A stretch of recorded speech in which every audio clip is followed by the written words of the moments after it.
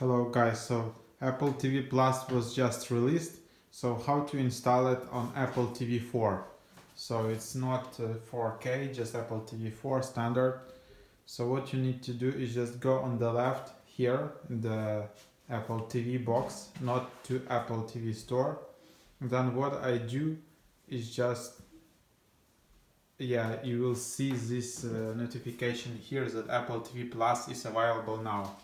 So on November 1st it was started to be available in 100 plus countries. So then you just need to click on this kind of Discover TV Plus, and then you will have this kind of screen here, and then you will need to try it free. After that you will see something like that. Start your free 1 week Apple TV trial, cancel anytime, and then you will be charged $4.99 starting November 8th until cancelled. So just click confirm and you should be ready to go.